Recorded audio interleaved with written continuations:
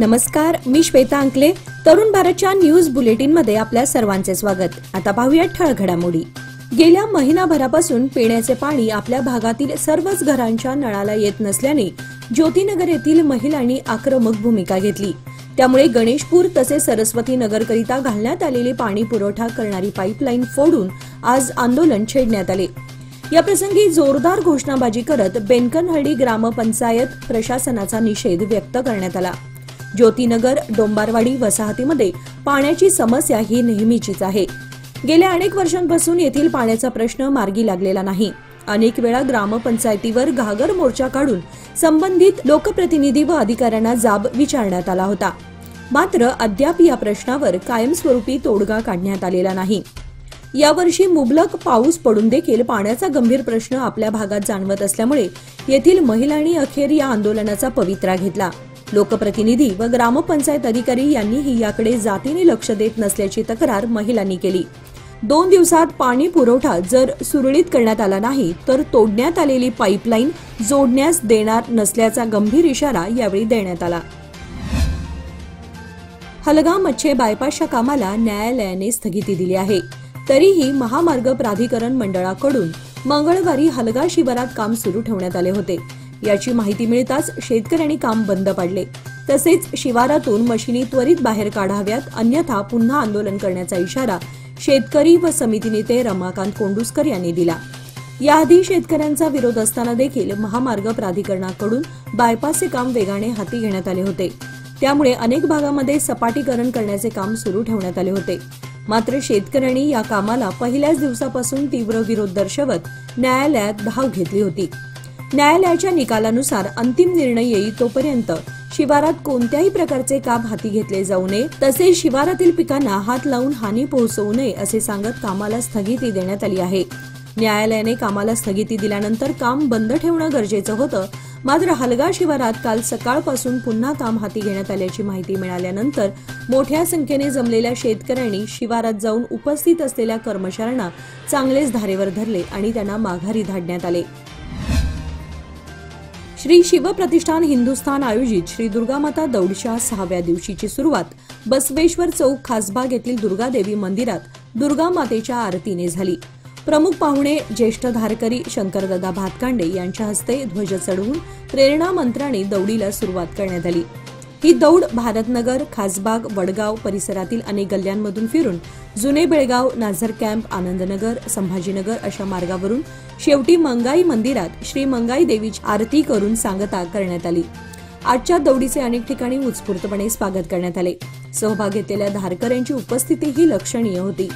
Doctor Deepak Karanjikar धारकऱ्यांना Chhatrapati शिवरायांच्या शौर्याबद्दल माहिती देऊन मार्गदर्शन केले. त्यानंतर उद्योगपती रोहित देशपांडे व डॉक्टर दीपक करंजीकर यांच्या हस्ते ध्वज उतरवण्यात आला. उद्या दौड ही नेहरूनगर, बसवाना मंदिरापासून सुरू होत सदाशिवनगर, शिवबसवनगर, रामनगर, गँगवाडी, सुभाषनगर भागात आयोजित करण्यात आली आहे. बेळगाव कांगली गल्ली येथील नारायणी मंडळाच्या वतीने उद्या बुधवार दिनांक 9 ऑक्टोबर रोजी सायंकाळी 7 ते 9 या वेळेमध्ये ह.भ.प. श्री धर्माचार्य महेंद्र महाराज मस्के पुसदकर आळंदी यांचे सुश्राव्य असे कीर्तन आयोजित करण्यात आले आहे. श्री महेंद्र महाराज मस्के हे परखड हिंदुत्ववादी व्यक्ती म्हणून महाराष्ट्रभर प्रचलित आहेत. त्यांच्या जीवनाचा प्रवास हा संघर्षमय असून भीष्म पितामह पूज्य निवृत्ती महाराज त्यांचे ते शिष्य होत. महाराष्ट्रात देव, देश, धर्म, गोसेवा, संप्रदायावरची अतिक्रमणे, भारतीय संस्कृतीची होत असलेली ऱ्हास अशा अनेक विषयांवर त्यांचे परखड व्याख्याने होत असतात. ते राष्ट्रीय वारकरी परिषदेचे महाराष्ट्र राज्याचे प्रवक्ते आहेत. Vande Go Mataram charitable trust all India नवी दिल्लीचे ते सल्लागार आहेत. त्यांना अनेक पदकांनी सन्मानित करण्यात आलेलं आहे. अशा प्रतिभावंत आणि नावलौकिक मिळवलेल्या व्यक्तिमत्वाकडून कीर्तन समस्त बेळगावकरांनी ऐकावे, जिल्ह्यातील सर्व वारकरी आणि हिंदुनिष्ठ बांधवांनी याचा अवश्य लाभ घ्यावा असे कांगली गल्ली येथील नारायणी मंडळाच्या वतीने कळवण्यात आले आहे. नवरात्र उत्सवादरम्यान श्री दुर्गामाता दौड निमित्त वडगाव येथील अजित औरवाडकर यांनी रांगोळीतून शिवप्रतिष्ठान हिंदुस्थानचे संस्थापक वंदनीय श्री संभाजी भिडे गुरुजी गड मोहिमेत धारकरी सेवकांना किल्ल्यावर जाऊन मार्गदर्शन करत असतानाचे भावचित्र रांगोळीच्या माध्यमाद्वारे आपल्या ज्योती फोटो स्टुडिओसमोर रेखाटण्यात आली होती. सदर रांगोळी शनिवार दिनांक 12 पर्यंत सकाळी 9 ते रात्री 8 वाजेपर्यंत नागरिकांना पाहता येणार आहे.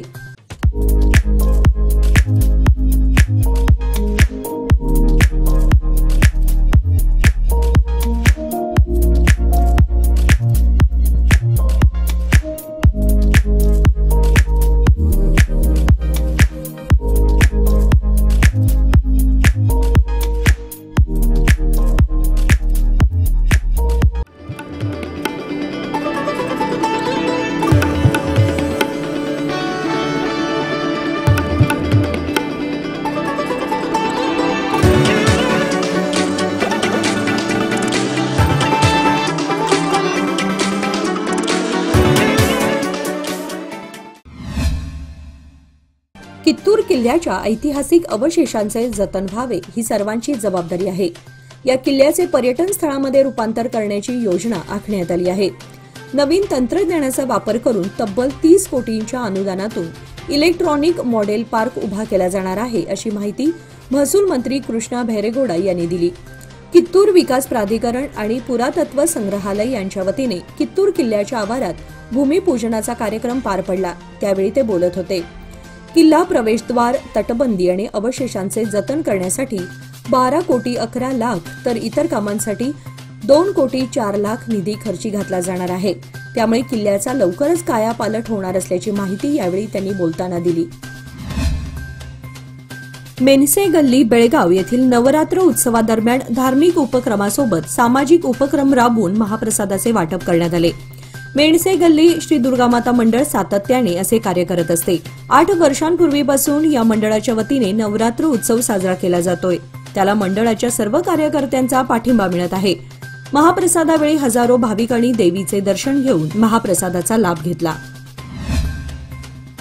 हरियाणा आणि जम्मू काश्मीर दोन्ही राज्यात विधानसभेच्या एकूण 90 जागा आहेत.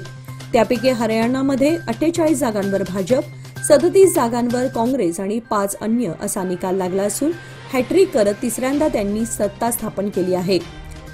जम्मू काश्मीरमध्ये NC+च्या 49 जागेसह भाजपने स्वतःच्या 29 जागा काबीज करत PDP 9 जागा तसेच अन्य 9 असा निकाल स्पष्ट झालाय. एक्झिट पोलने काँग्रेसच्या बाजूने दिलेले अंदाज सपशेल फेल ठरले असून भाजपने पुन्हा एकदा जोरदार मुसंडी मारली आहे. कृषी खात्याने रब्बी हंगामासाठी 3.66 हेक्टरात पेरणीचे उद्दिष्ट ठेवले आहे. याकरिता शेतकऱ्यांना बी बियाणांचे वितरण केले जात आहे. कृषी खात्यातर्फे 19,997 क्विंटल बी बियाणे वितरित होणार आहेत. त्यापैकी आतापर्यंत 1,742 क्विंटल बियाणांचं वितरण झालं आहे. जिल्ह्यातील रयत संपर्क केंद्र आणि कृषी पत्तीन संघांमध्ये बियाणांचे वितरण केले जात आहे. रब्बी हंगामासाठी जोंधळा, मका, गहू, हरभरा, भुईमुग शेंगा आणि सूर्यफूल बियाणांचं वितरण होत आहे. हंगामासाठी लागणारा पुरेसा बी बियाणांचा साठा उपलब्ध असल्याची माहिती देण्यात आली. विशेषतः जोंधळा, सूर्यफूल आणि भुईमुग बियाणांची मागणी अधिक प्रमाणात आहे. त्यानुसार बियाणे उपलब्ध केली जात आहेत. जिल्हा पंचायत आणि पदवीपूर्व शिक्षण खाते यांच्या संयुक्त विद्यमाने सोमवारी जिल्हा पंचायत सभागृहात पार पडला. शिमोगा जिल्ह्यामध्ये CET सक्षम हा उपक्रम राबवण्यासाठी ISA अधिकारी दृष्टी जसवाल यांच्या नेतृत्वाखाली त्यांच्या पथकाने सोमवारी जिल्हा पंचायत CEO राहुल शिंदे यांची भेट घेऊन या संदर्भात चर्चा केली. शिमोगा जिल्ह्यातील CET सक्षम उपक्रमाचा अवलंब करण्यासाठी प्रयत्न सुरू आहेत. या संदर्भात पथकाने भेट देऊन जिल्हा पंचायत कार्यालयात याबाबत अधिक चर्चा केली. ग्रामीण भागातील दुर्बल घटकातील विद्यार्थ्यांच्या शैक्षणिक उन्नतीसाठी CET सक्षम हा अभिनव उपक्रम राबवण्यात आलाय. उज्ज्वल भविष्याच्या गुंतवणुकीची सुरुवात लोकमान्य सोसायटी सादर करीत आहे. मान्सून ठेव योजना जी देते तुमच्या गुंतवणुकीवर 10.25% परतावा, तेही फक्त 500 दिवसांमध्ये. अधिक माहितीसाठी कॉल करा 1800-212-4050. योजना फक्त सभासदांकरता. नियमवाटी लागू. लोकमान्य, जिथे पैसा वाढतो आणि नातं वृद्धिंगत होतं. कमी कालावधीत आकर्षक परतावा. लोकमान्य सोसायटी सादर करीत आहे अनमोल आर्थिक ठेव योजना जी देते तुमच्या गुंतवणुकीवर 10% परतावा, तेही फक्त 13 महिन्यांमध्ये. अधिक माहितीसाठी कॉल करा 1800-212-4050. योजना फक्त सभासदांकरता. नियमवाटी लागू. लोकमान्य, जिथे पैसा वाढतो आणि नातं वृद्धिंगत होतं. इंस्टाग्राम जगभरात डाऊन झाले होते. सकाळी 11:30 वाजल्यापासून ही समस्या सुरू झाली. अनेक वापरकर्त्यांनी इतर सोशल मीडिया प्लॅटफॉर्मवर आणि सर्व्हिस मॉनिटरिंग प्लॅटफॉर्म डाऊन डिटेक्टरवर याची नोंद केली आहे. अनेक वापरकर्ते ॲप लॉग इन समस्येचा सामना करत आहेत, तर काही वापरकर्त्यांना सर्व्हर कनेक्शनची समस्या निर्माण झाली होती. यावर इंस्टाग्राम करून वापरकर्त्यांना एक संदेश प्रदर्शित केला आहे. तो म्हणजे सॉरी, काहीतरी चूक झाली असं स्पष्टीकरण देण्यात आलंय. चीन भारतामध्ये ड्रोनच्या सहाय्याने हेरगिरी करत आहे असा गंभीर आरोप हिमाचल प्रदेशचे वनवासी विकास आणि महसूल मंत्री जगत सिंग नेगी यांनी केलाय. सर्वसाधारणपणे असे आरोप भारतीय जनता पक्षाच्या नेत्यांकडून केले जातात. तथापि हिमाचल प्रदेशातील काँग्रेसच्या मंत्र्याने असा आरोप केल्याने तो महत्वाचा मानला जातोय. हिमाचल प्रदेशातील अनेक भागांवर आकाशात अनेकदा चीनची ड्रोन विमाने दिसून येतात असं नेगी यांचं म्हणणं आहे. एसबीजी आयुर्वेदिक मेडिकल कॉलेज आणि हॉस्पिटल गणेशपूरतर्फे जिजामाता महिला ट्रस्टच्या सहकार्याने मोफत आरोग्य शिबिर घेण्यात आले. यावेळी डॉक्टरांनी मोफत सल्ला देऊन बीपी, शुगर चाचणी तसेच नेत्र तपासणी याशिवाय विनामूल्य औषधी किट्स देण्यात आले. Doctor Vinita Hireben, doctor Anita Dalvai, doctor Sagar Kamble, doctor Sami Ujjamma, Amol Jain, Nirupama Shah, Lakshmi Shelar आदी उपस्थित होते. कॉलेजचे चेअरमन डॉक्टर अमित घाटगे, डॉक्टर अडिवेश अरकरी यांच्या मार्गदर्शनाखाली शिबिर पार पडले. कारदगा येथे वीज उपकेंद्र मंजूर करावे अशी मागणी गेल्या अनेक वर्षांपासून होत होती.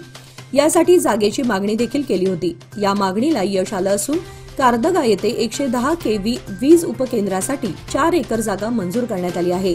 जागेचे हस्तांतर झाल्यावर लागलीच हेस्कॉमकडून वीज उपकेंद्र निर्मितीचे काम सुरू केले जाणार आहे अशी माहिती आमदार शशिकला जोल्ले यांनी प्रसिद्धी पत्रकाद्वारे दिली आहे. आणि याचबरोबर आजचे बातमीपत्र इथे संपले. अधिक माहिती आणि ताज्या घडामोडींसाठी पाहत रहा तरुण भारत न्यूज चॅनल. तसेच आमच्या चॅनलला लाईक, शेअर आणि सबस्क्राईब करायला विसरू नका. आणि विश्वासार्ह बातम्यांसाठी दररोज वाचा दैनिक तरुण भारत. धन्यवाद.